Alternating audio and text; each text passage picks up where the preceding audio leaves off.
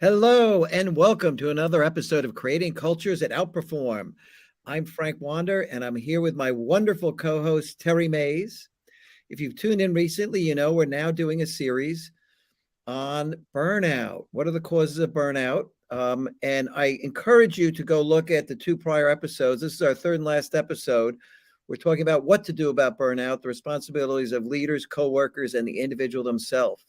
But if you want to go to episodes 1 and 2, we covered what is burnout, what are the warning signs, how do you recognize it? Episode 2, what contributes to burnout in the workplace and life? And today, the most important episode, what do you do about it?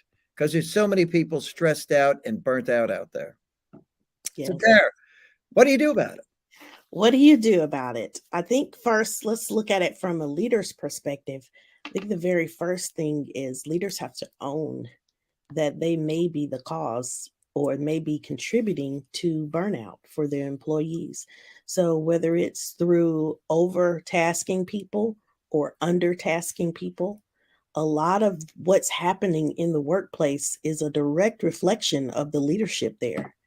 And so as a leader, you really do have to own the culture. You have to own what's happening in the organization and not just think, it's on the people to manage their own stress. That's true to a certain extent, that everybody has a part to play in this, where you do have to manage your own stress levels in the way that works for you. But as a leader, you want to make sure that you're not the root cause, because sometimes you can be the root cause and not even be aware of it. Sometimes you can be just doing things the way that you would normally do them and not realize that for the group of people that you're managing, it's maybe not the best approach, or it's not the best thing to do. So it's important as a leader that you recognize that and recognize that you may be the contributing factor, or you may be the sole reason that people are burnt out, and then make some changes. Yeah, I think you make a great point. The leaders have to be aware of this. They need to be sensitive to it. There is so much stress created in the workplace. You've got to understand how much stress you're putting on your people. You should understand their baseline state so that you can see when they're becoming a little stressed out. And we all get the fact that there are periods of high stress and intensity, but you can't keep that going continuously. It's just not possible. Humans aren't wired that way. Cortisol is there to help them deal with some kind of stress or challenge in the environment. So they ramp up, they're a little more alert, they have more energy. That eventually leads to burnout. So leaders are absolutely responsible for recognizing the symptoms of burnout, for dealing with it. If you have, a prolonged period of, high stress at work, and during that period, you spot someone who looks burnt out, tell them not to come in, take a complete day. Don't make it a vacation day. Heaven forbid they're working so hard. We used to do that all the time. I did personally say, hey, look, take a couple days. You're getting a little stressed out. I could see it in the meetings. Come back in refreshed. This is going to end eventually. But in the meantime, let's really help you get through this period. And it doesn't have to be just work. Remember, there's a lot of factors in their personal life that also are additive that create this stressful environment. So yes, leadership awareness and action, super important. Yes, being self-aware, a self-aware leader is so critical, especially in these times that we're in. There are a lot of stressors in our environment, in our homes, in our workplaces, and just in the world in general. You even start down that politics road, that's enough to stress you out by itself. Just the state of affairs that our country is in, there's just a lot happening. Yeah. So what you're seeing is the compounded effect of that in the workplace. So it's not just the one thing that's happening at work. The stress has compounded between all of the things that are happening in the world and all the things that are happening at work. And then if you have something happening in your personal life, it's just compounding it even more. So most of the time, the things that you see happening in the workplace, they're not necessarily just the result of what's happening in the workplace. This is a stressful time that we're living in. Nobody has lived in this type of climate before. So this is all brand new for all of us, and we're all handling it in a different way. So you have to be mindful of that as a leader. just being self-aware and focused on caring about the people. And we've spent a good bit of time talking about how caring is the gateway, but it truly is. When you care about the people and what they care about, they'll care about what you care about. And it's just, I've seen it happen time and time again where leaders that cared about me and what was happening to me as an individual, I always went over and beyond. That's just kind of my nature, but I will jump through hoops and go through fire for the ones that I really know have my back. They really care. They really are concerned about me as an individual, not just did you get the work done. They don't treat me like I'm just another employee number. They actually treat me like a human being. When that happens, you unlock a potential in people where they are committed no matter what. They'll handle things and take care of things for you, and you never have to wonder about it when you have people that you've really shown that you care. Yeah, and let's take that a step further, right? It's not just the leaders, it's also the coworkers. A little bit of empathy, compassion, showing that you care, that you're there to support them. When you know that your boss and coworkers have your back and they're a support system, it makes stressful things less stressful because you know that people have your back. You're going to get through this together. And we shouldn't forget about the individual. You have the responsibility to help really understand where your stress is coming from and take action to manage it. Mhm. There are a lot of things you could do. One of them is certainly you can do breathing techniques. You can use mindfulness to help relieve some of the stress. If you're using breathing techniques, you can breathe in deep, hold your breath for 7 seconds, slowly exhale. They say sometimes you should actually allow it to make noise. That may be a bad idea when you're working in an environment with a lot of people to be constantly going. But anyway, if you're working from home, you could try different techniques, look them up. There are a lot of ways to do it. These things do make a difference. I use them. I find them to be very helpful in stressful situations. Personally, I find exercise. I've got to pick up my exercise if I'm in a stressful environment, because that's kind of sweeps the cortisol right out of your body. And that's that stress producing hormone that your body releases. And it's very effective for me. I've always worked out for that reason. If I got home after a real stressful day, commuting and everything, boom, off for a run. These things just regenerate and rejuvenate you, and they have a tremendous positive effect. Yes, absolutely. Taking that kindness, that act of kindness, and really recognizing when people have been working for long hours, they've been working on the weekends, they've been staying late and coming in early. There's only so much of that the body can handle. But one of the things that we used to do on one of my jobs before was when we would work late in the evenings, we would take a dinner break or take a breakfast break, and everybody would be together. We kind of relax and laugh and have a good time. And that kind of offsets the stress of having to be there for so long. Or maybe you take, just a shorter break during the day and go outside for a walk or go have a conversation not about work with one of your coworkers. That really just releases some of that stress and that extra cortisol that's in your body so that you can relax and remain focused on what you need to focus on. You can dedicate all of your brain power to what you're trying to accomplish. And I've found that, it feels like I don't have time to take a break. You're in the middle of something. You're like, I can't take a break. I don't have time. But I've found that if I de stress and take a break, I get done quicker than if I had just worked the entire time. Every single time that I've No stopped question. to take a break, recharge, just, go get a snack and come back, every single time I'm more focused, I'm more clear, and I can finish whatever it was that I was working on. So it's worth the investment of the time. And as a leader, recognize when people need that and make sure the environment is set so that people feel like, I have the liberty to do that and that they're not seen as slacking off or goofing off because they are taking breaks. Encourage that. Encourage people to do that because when you recharge, you're actually able to do things faster than Yeah. if you continue to work. It's the same whole sharpen the saw. You can keep working with a dull saw, but it's not going to cut very fast. But if you take a few minutes, sharpen the saw, you can get done faster. It's just the truth. Yeah, there's no question.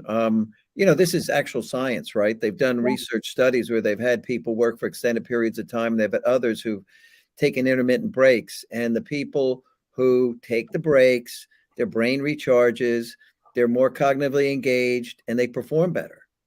And Yes. also we've covered some of these science experiments actually, and you should look at them, and you'll see on cognitive psychology the types of things that have helped people perform better. We covered a bunch of them, and that's really important. Take those breaks, weave the breaks in. You need to find out what works for you as an individual. How do you decompress? How do you recharge? Some people listen to music. Some people take a mindfulness break. Some people like to go for a walk. Nature walks tend to be very, very good. And for some people that works. You need to find out what works for you and have that schedule. And coworkers need to really support and have the back of the people that they work with to help them. Sometimes pitch in. If they happen to be struggling with something, help them, relieve some of that pressure, relieve some of the burden. It's not just on the leaders and the individuals. It's a team effort. That's right. Everybody benefits from that. As they speed up, the rest of the team does better. And those things really, really matter. I think you should feel free to speak up and talk to the boss if, you're getting stressed out in particular. Handle it the right way, but, go up and just, let them know that there's a little bit too much, that you need to weave some break time into what you're doing.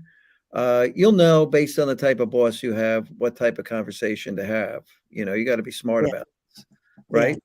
Some people are just oblivious and they're not going to get it. And then you're going to have to deal with this on your own with your coworkers. It's unfortunate, but there are a lot of leaders out there who are completely oblivious to the people and what drives human performance. And they don't understand this stuff. Yes. So very important. And some of the other things that we have in this time, we have technology that can work for us. So we should take advantage of that. So a lot of times we'll have meetings scheduled that don't need to be scheduled. We'll send emails that don't need to be sent. They can be a chat message or just a quick phone call, but nothing like the number of meetings that we have in a day is sometimes just ridiculous. And you question whether or not we're being effective with all these meetings. Like, when do you actually get work done if you're sitting in meetings all day, just every day, all day?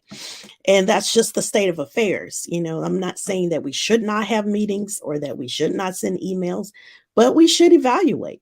Should Yeah. this be an email? Should this be a meeting?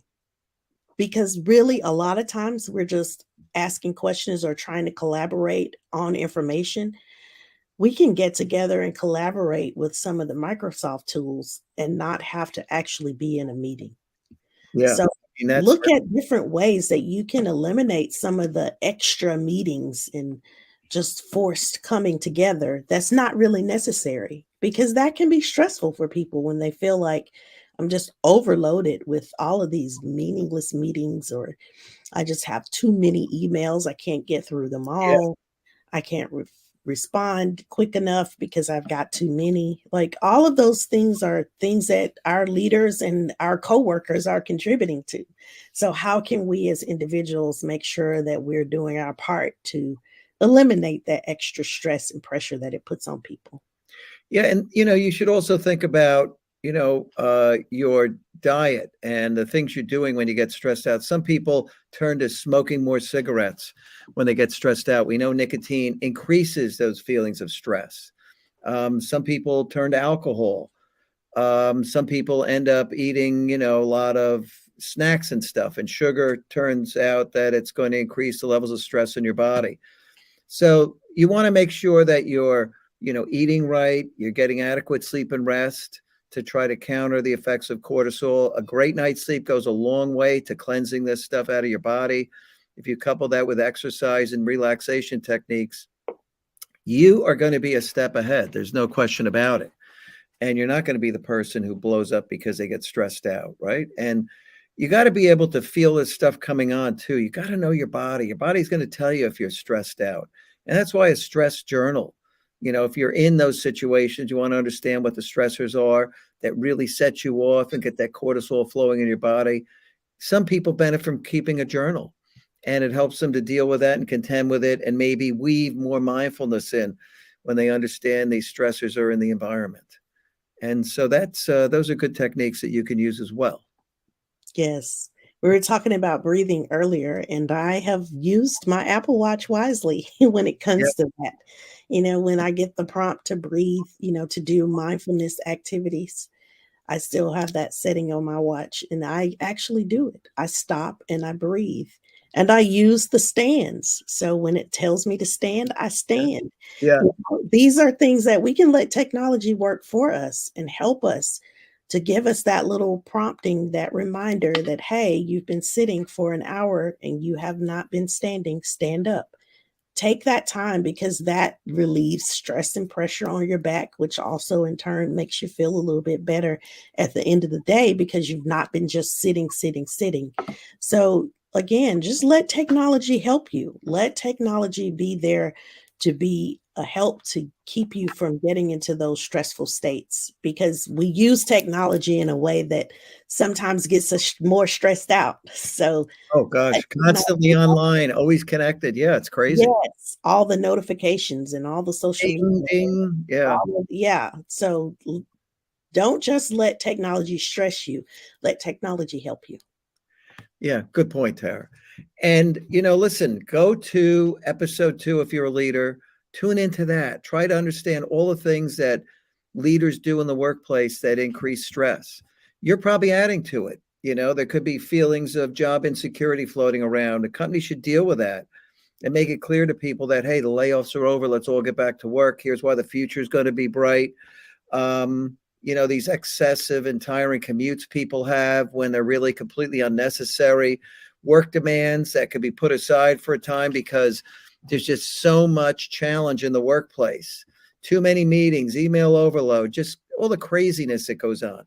Meet with the team, figure out ways that you can reduce some of that. Go to management, get the plan set out correctly. Fight for your people. That's what you should be doing. They're your resources. You got to watch out for them. It's your job. It's not somebody else's job.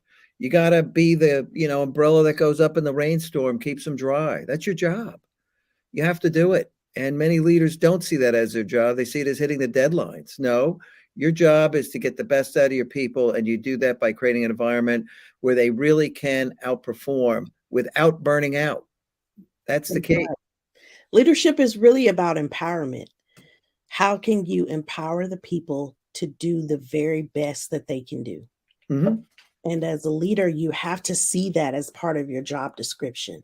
It's not just about barking out orders and setting deadlines that are unrealistic in most of the cases, but you have to be able to recognize that you have a part to play in the stress that's happening in your organization. You have a responsibility to make sure that you are not contributing to the stress in the organization and that you're actually relieving the stress because relieving stress for people, no matter what your walk of life is, when people relieve your stress and they add value to your life in that way, you cling on to those people because there are a lot of people that add stress to you. So when you find people that start to relieve some of that stress, you really begin to appreciate those people all the more. Yeah, no question. Some people are a lot of fun. Fun and laughter are one of the great counterbalances to stress. So, hang out with fun people, having a little more fun, introducing laughter and humor into the workplace. These are very important tools for really dealing with and handling stress. And as a leader, as a coworker, as an individual, things you could do to have a little bit more fun. I think it's super important. So look, there are many, many things you could do as a leader, an individual. I think you should just dig into this. There are a lot of resources online. We have a good list here, but the key is taking action. You must take action. It's one thing to listen to it. It's another thing to actually act on it, act on the information. If you're a leader, be aware of this, look into it, start to recognize the baseline operating state of your people, become very, very aware of when they're getting stressed out. You can see it in the behavior. You'll spot it right away. It's pretty easy to see. And, take action. Everybody should take action on this. Fight for your people. Do the right thing. Yes. Listen, next week, we're going to be covering a psychology experiment. And we're going over why this matters to your culture, what you can take away from it as a leader, as an individual. I think you should tune in. We're going to start covering experiments. We've covered those in the past. These are some new ones we've never talked about. And there's so much science out there that you can learn from so that you lead better, or that allows you to be a better coworker. All of these things are really, really important. So catch us here every Wednesday, 3 o'clock Eastern time. Always an interesting topic. If you want to create a culture that outperforms, you want to outperform as a leader or coworker, come to Creating Cultures That Outperform. This is a big education. You can learn so much. We go deep into these topics. And this is valuable information for a world of work where you are the most important tool in every company, the people. Yes. Well said, Frank. Oh, thank you, Terri. Should we introduce our producer today? Yes, we should. We talk to Marcelo all the time, and you see things coming on the screen. You see our format changing. Our wonderful There's a real producer. person that's behind the scenes on the show. Here. He would not look nearly as fantastic as we That's do. right. without Here he Marcelo. is, our super duper worldwide producer, Marcelo, who makes Yes. every show. Hi, everybody. Choreographs everything for us, gets it out there. He does a super duper job, no doubt about it. We Yes, couldn't do this yes. without him. Thank you. Absolutely fantastic. So great job, Marcelo. And All right, listen, thanks. join the three of us next week because Marcelo's always there. Yes. See you then. Yes. then. Bye for now. Bye. Take care.